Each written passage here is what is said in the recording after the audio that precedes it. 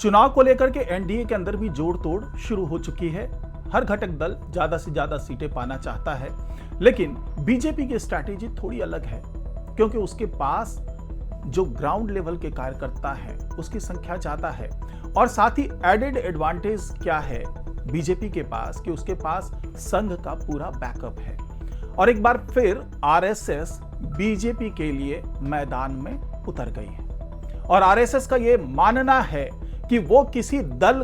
के लिए वो चुनाव प्रचार नहीं कर रहे हैं, बल्कि वो धरातल पर उतर करके हकीकत को टटोल रहे हैं, सच्चाई का पता लगा रहे हैं और उसके तहत वो बीजेपी को आगाह कर सकते हैं या दूसरे दलों को आगाह कर सकते हैं। लेकिन ये तो बिल्कुल ही एस्टैब्लिश फैक्ट है कि अगर संघ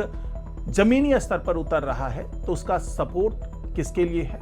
वो किसके लिए पूरी जमीन तैयार कर रहा है। क्योंकि जब भी वो कहीं पे जाता है, कोई चुनावी अभियान में हिस्सा लेता है, तो वो कभी भी किसी पार्टी का नाम नहीं लेता है, लेकिन संकेत ऐसे जरूर होते हैं जिससे लोगों को पता चल जाता है कि ये किनके लिए, किनके सपोर्ट में ये इस तरीके से बातचीत कर रहे हैं या एक तरीके से माहौल बनाने की कोशिश कर रहे हैं। तो इस बार बिहार में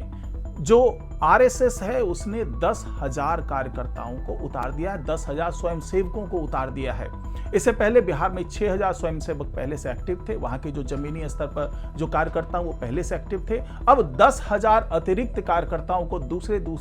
जो स्टेट है वहां से बुला करके वहां पर उतार दिया, यानी करीब 16,000 संघ के कार्यकर्ता भी एक्टिव हैं पूरे बिहार में। और क्या स्ट्रेटेजी है, किस तरीके से वो माहौल बनाने में लगे हुए हैं और इसका असर आने वाले चुनाव में क्या पड़ने वाला है, क्या बीजेपी को इससे वो मदद मिलेगी जो दूसरे राज्यों में मिली थी, तो ये तमाम जानकारी आपको आज के इस वीडियो में मिलने वाली है। तो इस वीडियो को आखिर तक जरूर देखिएगा। नमस्कार, मैं हूं डॉक्टर सुरजीत सिंह और आप देख रहे हैं यंग भारत न्यूज। अगर आपने अभी तक इस चैनल को सब्सक्राइब नहीं किया है तो सब्सक्राइब कर लीजिए और अगर आपको ये वीडियो अच्छा लगे तो इसको लाइक कीजिए, शेयर कीजिए और कमेंट जरूर कीजिए। तो जिस तरीके से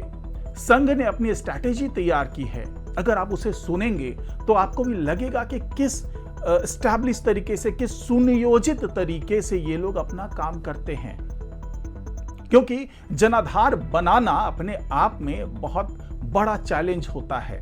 एक आपने उदाहरण देख लिया, जब राहुल गांधी अपनी यात्रा लेकर के निकले, वोटर अधिकार यात्रा लेकर के निकले, तो उसमें किस तरीके से जनाधार को बनाने की कोशिश की गई। लेकिन संघ की स्ट्रैटेजी बिल्कुल अलग है।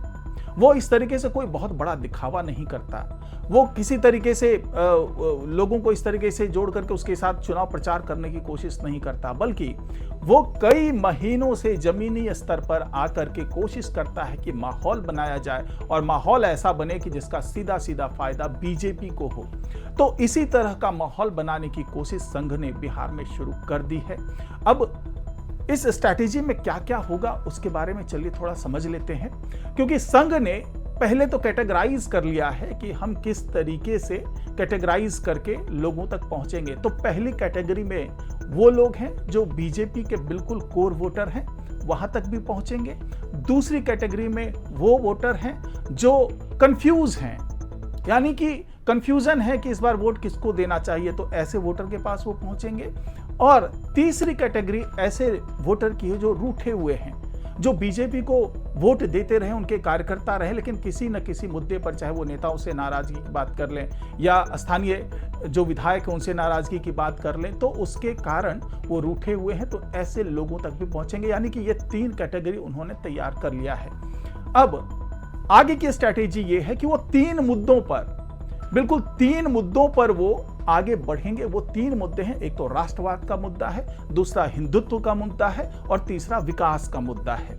इन तीनों मुद्दे पर वो चर्चा करते हैं। ऐसा नहीं है कि वो कहीं बैठेंगे और चर्चा शुरू कर देंगे कि आपको बीजेपी के लिए वोट देना है, बल्कि वो उस जगह के डिमांड के हिसाब से कह लीजिए या उस वहाँ की भौगोलिक स्थिति देख लें, सामाजिक तानाबानी को देख लें, तो उसके हिसाब से वो मुद्दे पर चर्चा करते हैं। जहाँ पर उन्हें लगता है कि राष्ट्रवाद का मुद्दा बहुत ही फिट बैठने वाला है, वहाँ राष्ट्रवाद की बात करते हैं। जहाँ हिंदुत्व का मुद्दा फिट बैठने वाला है, वहाँ हिंदुत्व की बात करते हैं। जहाँ विकास का मुद्दा फिट बैठने वाला है, वहाँ पर विकास को ज़्यादा तरजीह दी जाती है।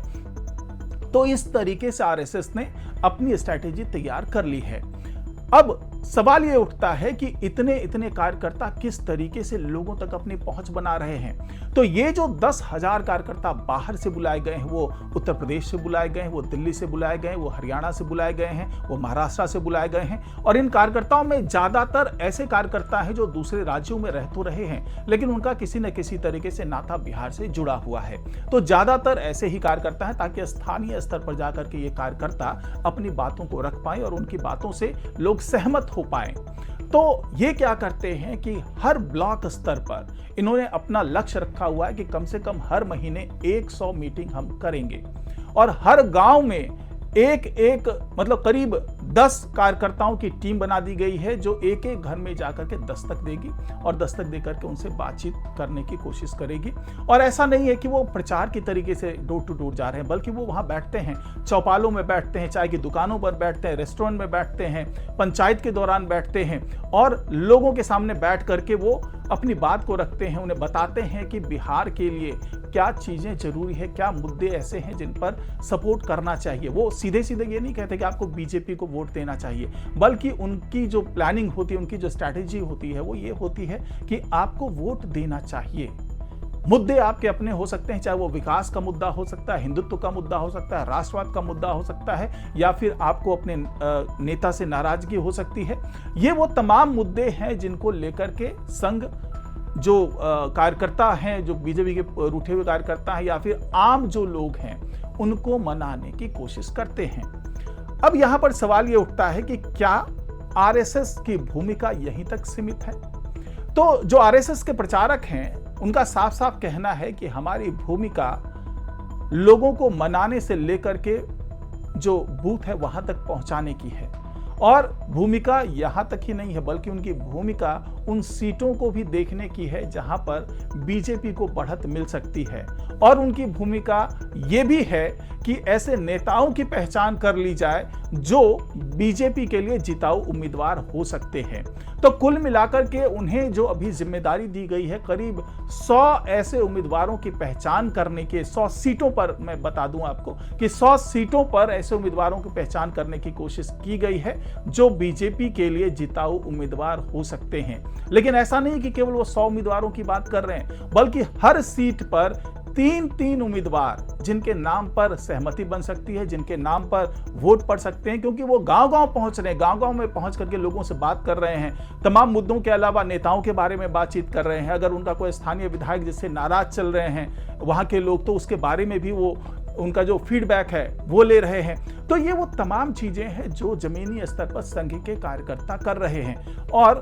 उनकी माने तो करीब 300 उम्मीदवारों के नाम वो केंद्र को भेजेंगे, और केंद्रीय नेतृत्व को वो बताएंगे कि ये 300 उम्मीदवार हो सकते हैं जो बीजेपी के लिए जिताऊ उम्मीदवार हो सकते हैं।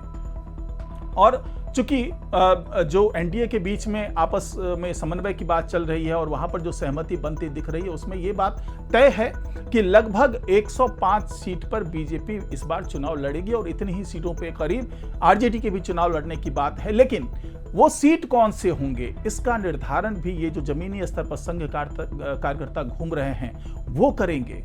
वो अपने प्रस्ताव भेजेंगे कि कौन सी ऐसी सीटें हैं जहां पर बीजेपी को अपने उम्मीदवार खड़े करने चाहिए, यानी बीजेपी के फेवर में लोग उस जगह पर मौजूद हैं। तो ऐसी ही और भी तमाम स्ट्रैटेजी है। बीजेपी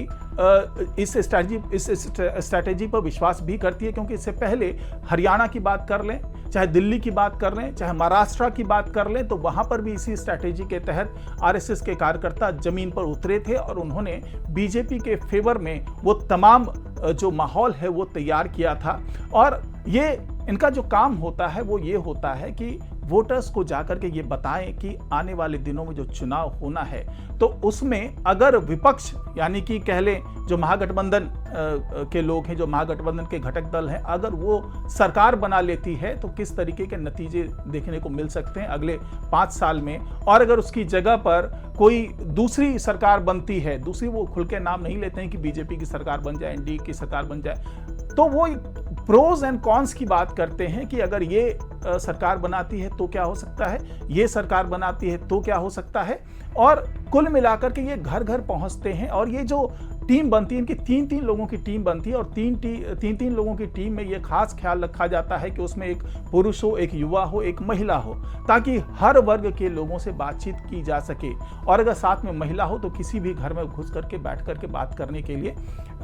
उन्हें मौका मिल जाता है। और शुरुआत कोई भी राजनीतिक बातों से नहीं होती, शुरुआत होती है सामाजिक ताने बाने से लेकर के, समाज में चल रहे मुद्दों को लेकर के। धीरे धीरे वो मुद्दे राज्य स्तर तक पहुंचते हैं और धीरे धीरे वो मुद्दा जो है चुनावी मुद्दा बन सकता है। और फिर जहां उन्हें लगता है कि हाँ, यहाँ पर जो लोग हैं वो हमसे कन्विंस हो रहे हैं, तो वहां पर बराबर आना जाना शुरू कर देते हैं और जाकर के उनसे बातचीत करने लगते हैं और खुल करके यही कहते हैं कि आप वोट दीजिए। किस पार्टी को देंगे वोट, ये आपका मंतव्य हो सकता है, आपकी सोच हो सकती है, आपकी विचारधारा हो सकती है, लेकिन वोट देना जरूरी है। और संघ को यह पता है कि वो जिस मुद्दे पर उन्हें कन्विंस कर चुकी है, अगर वो लोग वोट देने के लिए बूथ तक पहुंचते हैं तो जाहिर सी बात है उनकी उंगली जो है, वो जो मशीन होती है, वोटिंग मशीन होती है, ईवीएम जो होती है, उस पर कमल के निशान पर ही उसकी उंगली जाएगी। इतना ये सुनिश्चित कर देते हैं, भले वो नाम नहीं लेते हैं, लेकिन इतना वो सुनिश्चित कर देते हैं। तो कुल मिलाकर के संघ की ये रणनीति आने वाले दिनों में बहुत कमाल करने वाली है, ऐसा संघ का दावा है। और साथ ही उनका इस बार फोकस है उन महिलाओं पर, जो आधी आबादी जो है, जिस पर फोकस जेडीयू का भी है, जिस पर फोकस बीजेपी का है, चाहे पीएम मोदी के मां के अपमान का मुद्दा बना लिया जाए या फिर मुख्यमंत्री महिला रोजगार योजना की बात कर ली जाए। तो संघ के कार्यकर्ता ये सुनिश्चित करना चाहते हैं कि ये जो महिलाएं हैं, जो आधी आबादी है, वो हर तरीके से बीजेपी के ही खेमे में जाए, क्योंकि जो संघ की जो महिला संगठन है, उनके कार्यकर्ता गांव-गांव घूम रहे हैं और अलग से वो महिलाओं को कन्विंस करने में लगे हुए हैं। तो कुल मिलाकर के ये पूरी स्ट्रैटेजी जो आरएसएस ने तैयार की है, वो ये सुनिश्चित करने के लिए तैयार की है कि इस बार जो बिहार है उसमें सरकार एनडीए की तो बने ही, साथ ही एनडीए में एक बार फिर बीजेपी के पास ज्यादा सीट हो, यानी बीजेपी बड़े भाई की भूमिका में हो। और कोशिश ये हो सके कि अगर नीतीश कुमार को सम्मानजनक विदाई देनी है तो उसके बाद बीजेपी का ही कोई उम्मीदवार मुख्यमंत्री बने, इस कोशिश में जुटे हुए हैं संघ के कार्यकर्ता। और पिछली बार के विधानसभा चुनाव की बात कर लें तो जिस तरीके से, अगर हम 2015 की बात कर लें तो 2015 में जिस तरीके से मोहन भागवत ने एक तरीके से ये कह दिया था कि आरक्षण का वो फिर से उस पर सोचा जाना चाहिए, पुनरीक्षण होना चाहिए उसका, तो उसको लेकर के जिस तरीके से लालू यादव ने उसे मुद्दा बना दिया था, हर चुनावी सभा में जाकर के वो ये बताते थे कि देखो ये संघ वाले लोग ऐसा बोलते हैं और इसी की सोच के साथ बीजेपी आगे बढ़ती है। तो उसमें बड़ा नुकसान झेलना पड़ा था बीजेपी को, क्योंकि उस वक्त नीतीश कुमार और आरजेडी दोनों साथ मिलकर के चुनाव लड़ रहे थे। तो उसमें जिस तरीके का नुकसान झेलना पड़ा था बीजेपी को, तो उससे सबक लिया है इस बार बीजेपी ने। और वो ये चाहती है कि संघ को तवज्जो दिया जाए, क्योंकि पिछली बार लोकसभा चुनाव में भी जेपी नड्डा ने यह बयान दे दिया था कि संघ जरूरी नहीं है कि संघ के बल पर ही बीजेपी चुनाव लड़े, बल्कि बीजेपी अब अपने पैरों पे खड़ी है, आत्मनिर्भर बीजेपी है और अपने दम पे चुनाव लड़ सकती है। तो उसका नुकसान भी उठाना पड़ा था बीजेपी को। तो इस बार संघ की अनदेखी नहीं की जा रही है, बल्कि संघ को अपने साथ लेकर चल रही है बीजेपी और चाहती है कि संघ की भूमिका बड़ी हो। इसलिए इस बार संघ के हाथ में बहुत सारे फैसले दे दिए गए हैं, क्योंकि बीजेपी को लगता है कि अगर संघ पूरी तरीके से जुट करके उनके साथ काम करने लगे तो जाहिर सी बात है कि सरकार बनाने में उन्हें आसानी होगी। तो आज की रिपोर्ट में फिलहाल इतना ही। नमस्कार।